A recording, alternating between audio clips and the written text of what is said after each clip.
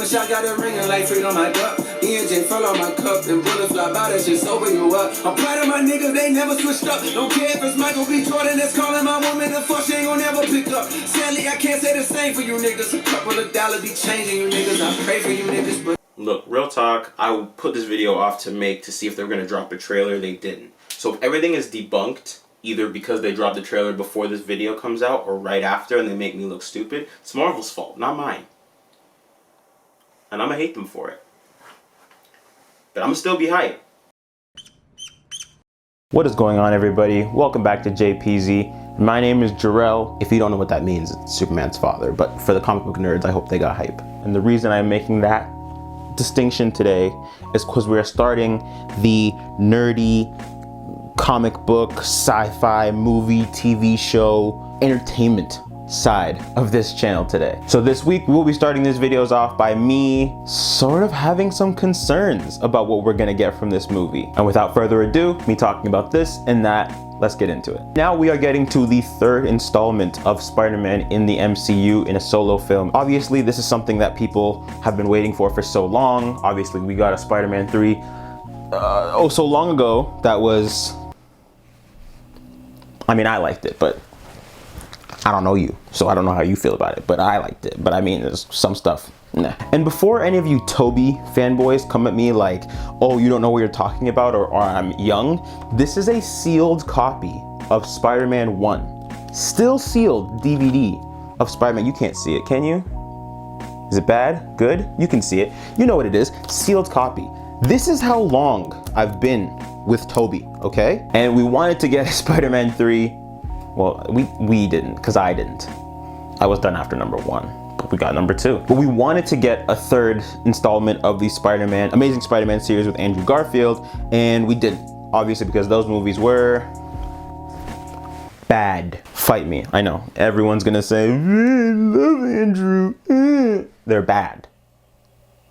They're bad. First things first, the obvious thing is that they are trying to get a stacked cast for this movie. And so far they're succeeding. So besides the main people in Spider-Man, obviously, Peter, we got Ned, MJ, who I'm gonna talk about in a little bit, and Happy Hogan, obviously Aunt May too. We have a bunch of other people that are coming from different places that we're excited to see interact with Spider-Man. This is gonna be Benedict Cumberbatch as Doctor Strange, Jamie Foxx as Electro, Alfred Molina as Doc Ock. And while for years fans have been begging that Marvel bring all these different characters to interact instead of having solo films feel too much like solo movies getting to a bigger movie, we still, I believe, may be jumping the gun on why we should be telling Marvel to do all this. Obviously, the two characters besides Peter that everybody wants to see is the two other Peters in Toby and Andrew. And as much as I want them to be in this movie, the only thing I don't want them to do is distract from Tom. Spoilers for Far From Home, but if you haven't seen it,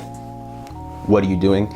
But now that we know Peter's identity has been revealed to the world, or at least that's the illusion that we got at the end, I don't want this movie to just kind of put that to the side while we try and get Peter from Toby and Peter from Andrew to interact with Tom Holland. And what I mean by that is bringing these characters back, I need to have a purpose if we're going to make it work.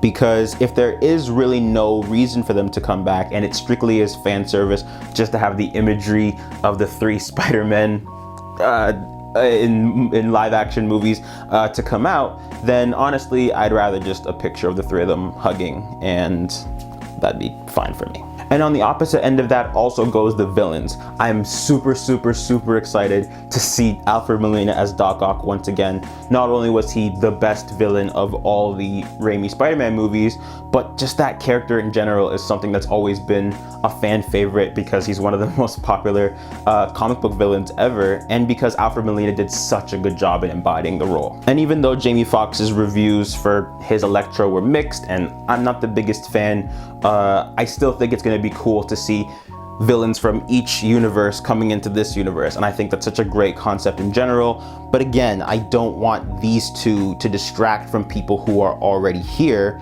and that's the next segue into the second part of why I'm scared for this movie. So if this movie is going to be concerned with other people from different dimensions, how much is Marvel going to be downplaying what's going on with characters we already know? And the two people I mean by that specifically, in my watching of these films is MJ and Aaron Davis. Starting with MJ, I just think this character hasn't got enough time to shine, and I believe Zendaya deserves so much more because I feel like they're holding her back in a sense, which I don't like. We know she's the love interest, we know Peter is fond of her, and we know that we want to see these two characters get together, but I just feel like when we were supposed to get that in Far From Home, we were still really concerned with learning about the multiverse. And even though I like that, I still just think, why are we keeping around MJ if we're still gonna be pushing aside the relationship? Then are we really gonna see nothing from MJ in this movie? I know Zendaya's confirmed to be in it, but is she just gonna be there for a couple minutes, say a couple lines, say, Peter, I love you, I hate you, whatever, and then leave? I need more from this character. And moving on to Aaron Davis, we haven't seen this character since Homecoming, and obviously he got the mention of a nephew in the city. Obviously, everyone knows that's Miles Morales, and I've been excited to see what they're going to do with that character because they signed on a big name like Donald Glover for a reason. I mean, that's my guy, and I obviously want to see him in everything because he is my idol, but I just feel like they signed him on, they knew they were going to do something with this, but ever since a bigger fan service for getting the other Spider-Man and different villains and all this stuff into a Spider-Man movie, I feel like they kind of threw that character out, and I don't know why. Are we going to keep pushing this off while fans ask for more and then bring him in when fans don't ask for anything else? We're always gonna ask for something. We're the worst. And so specifically MJ and Aaron Davis, I feel like are two characters that I'm really scared won't get enough play in this movie, or at least in Spider-Man timeline in this MCU. And I'm scared that it's gonna be too late when they try and bring him back and nobody cares about them because we haven't seen too much of them. And the last character I want to talk about is a rumor. It is not confirmed, but it must happen or I will walk out of the theater when I see it doesn't. Wait, that could be the end of the movie, in which case I would have watched the whole movie and not had a chance to be upset. Redo that. It is a rumor. It is not confirmed, but I need it. And that's Daredevil. It'll be the first mention of this on the channel, but for anybody that does know me, I have been an advocate of Daredevils since Charlie Cox took that role. I am still such a huge fan of the Defenders and everything that Marvel and Netflix put together on that service and gave us, and I'm still so certain they have a place in the MCU, and I'll make a video about that one day and how much I could just gush about them all the time. But if there's anybody that deserves a place in the MCU first, it's Daredevil. And I believe Daredevil, above all other characters rumored or confirmed, has the easiest way into this movie because Peter needs a lawyer. If indeed we are gonna get a trial of Peter Parker versus the city of New York or something of that nature, who better to represent Spider-Man than a fellow superhero? And that means we don't even need Charlie Cox to mask up and put the suit on and get to fighting if Marvel doesn't necessarily want to give all that shine to Daredevil, even though they definitely should. Don't sleep on my man Charlie, okay? Give him the respect he damn deserves. But what I mean is, he could just be the lawyer and he could just reveal to Peter that he is Daredevil, and so he could be defending him in court, he could be giving him device? What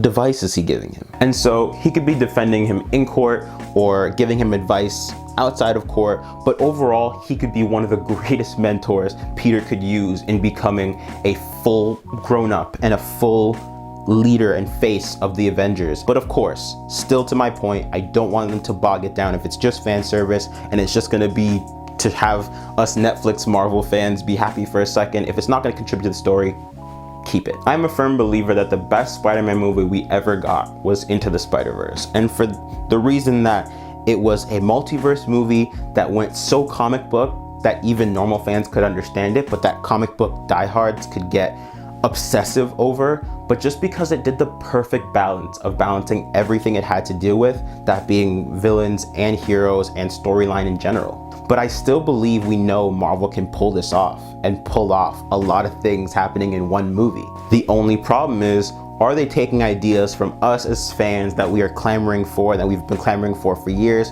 just so that they can low-key shut us up or keep us happy? Or are they doing it because they know this is the time for multiverse stuff? But I believe this is still a time where fans hold so much power and where companies can get scared sometimes. And I hope Marvel is not the ones to get scared and to fall into whatever they read on Twitter a couple times about, oh, we need the Sinister Six in this movie, and we need both Spider-Mans in this movie, and we need Daredevil in this movie, but we also want to put Doctor Strange in this movie, and we want to bring another Avenger into this movie. There's so many things that people ask for that I see all the time that I'm like, why? It's not like Marvel is still in its early stages, like the days of when it was Captain America movie, Iron Man movie, Thor movie, Avengers movie. We have an abundance, maybe overabundance of content coming from Marvel, and we have so many things that are happening way later that I believe we should just keep until way later. So maybe that means bringing in both Spider-Mans into this movie and bringing in 2 or 3 villains, but that we keep Daredevil, that we maybe don't need to bring in a 3rd Avenger or somebody else into this movie, that we don't need to put Mephisto in everything. Because I know you're asking for Mephisto in this movie, and you don't need to, but there's somebody that's doing it, and they need to stop. Although, Mephisto was somewhere in WandaVision. I know they said he wasn't and that we didn't get his face or something, but he's there. I think I saw him. That wasn't convincing.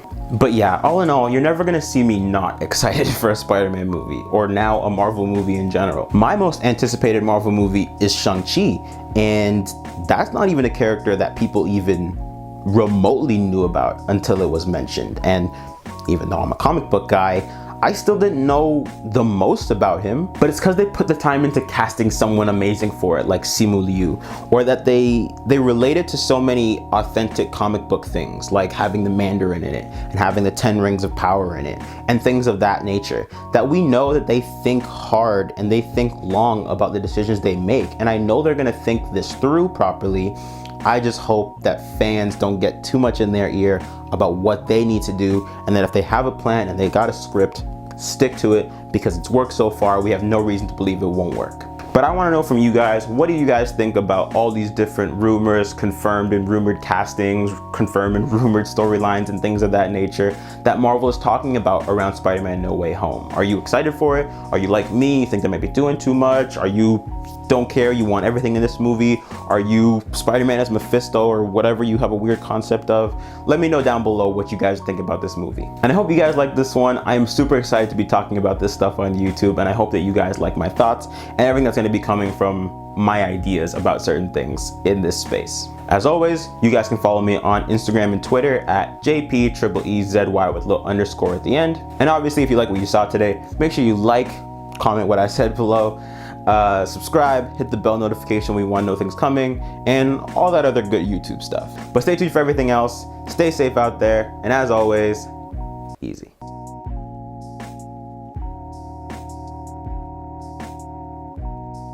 It's not about the money, it's more about time. Shit makes sense when you see how I spend mine. Burst through the ceiling, I'm feeling sublime. I can't even get it, I feel like LeBron. 100 million, I'm still on the grind. 100 million, I'm still on the grind. 100 million, I'm still on the grind. 100 million, I'm still on the